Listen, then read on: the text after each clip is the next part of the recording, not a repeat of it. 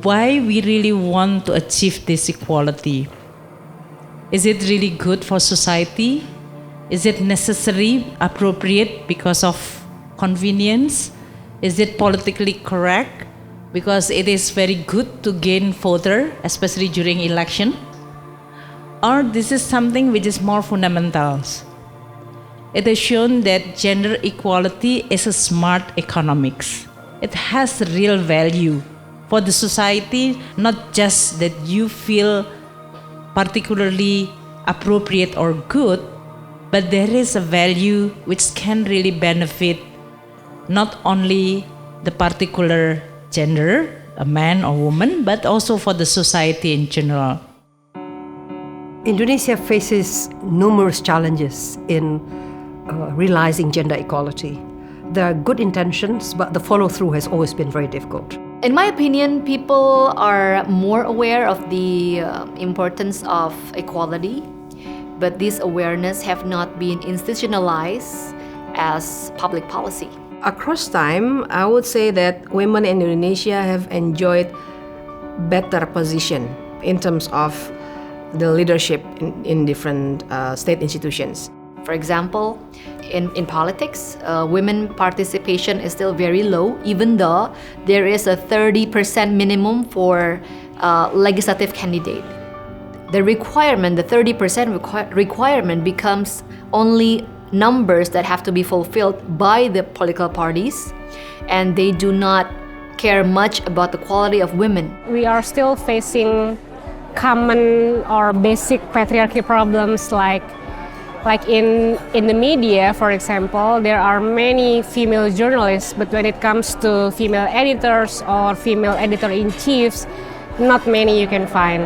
Whether diversity and inclusion, that is on the management team, in which you are not homogeneously only one type of team, composition of the team, it's also creating a benefit for the organization.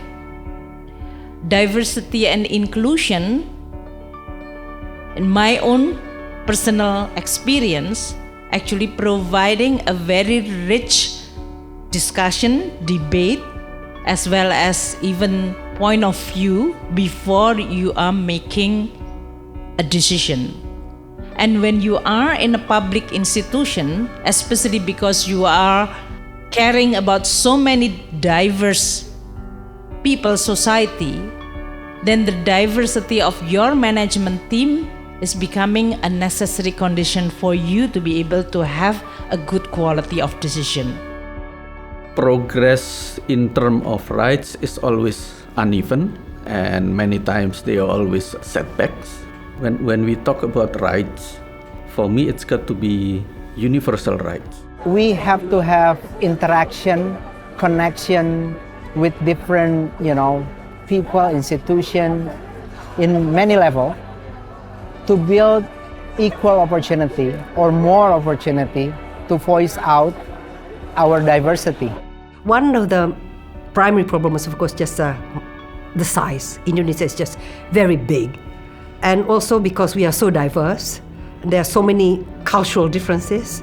So one type solution cannot really answer, the complex problems from Sabang to Merauke. To improve gender equality, I would say that we need to prioritize on education.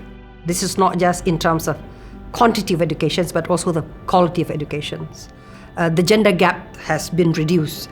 There are now a many number of females as males who obtain education.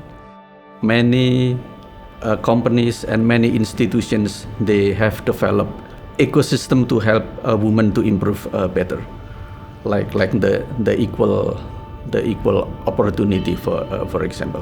When we have the ecosystem right, we will see the emergence of more women leaders. If we can have a public policy that enable women to work in flexible time or maybe work from home, maybe it will encourage women to catch up in these fields. So, the most important barriers continues to be cultural. The issue of wanting to put women back to domestic area, I think I could say that the issue of conservatism that really made people rethink about these gender roles. With the rise of Islamic piety in public, I think there are more challenges to promote women leadership. There is now a big movement, I would say it's getting bigger through social media and all that, to promote the ideas that women should just play the role as number 2 in the family, taking care of the children, just be in the kitchen, shouldn't appear more in the public. I think there is big challenge, especially for us, to educate the younger generation, to tell them that it's actually not true what some people have been telling you. What is the problem is not religious piety, but religious conservatism. So I consider myself to be pious, but I'm not terribly conservative. But there is an increasing number of women, educated women, because of their more conservative interpretation of Islam, have decided not to join the workforce, for example. Whenever women get married and have children, they will face the hard choice between work and family. The women, in order for them to continue pursue their career, they have sometimes to make a decision whether you want career or you want family. That question never been asked for a male counterpart. I still see that we have so many challenges in terms of policies, right? There are 3 women experiencing violence every 2 hours, and we still do not have any law to protect this condition.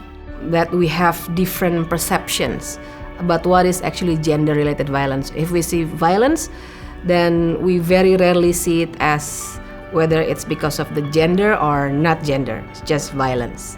The women's struggle is human rights struggle. That's, I think, first point that we have to remember. There are so many amazing women who, if given an opportunity and a confidence to lead, we can make really, really important changes that's important for our society. Indonesians would be very oversensitive about learning from other countries, But I think if we say learning from experience from countries that are maybe neighboring or, not necessarily Western countries, that's a bit easier. We have to learn from each other, I can't say just Indonesia only learning from them. They also maybe in certain things should learn from us. I mean, we have our female president before United States ever have their female president.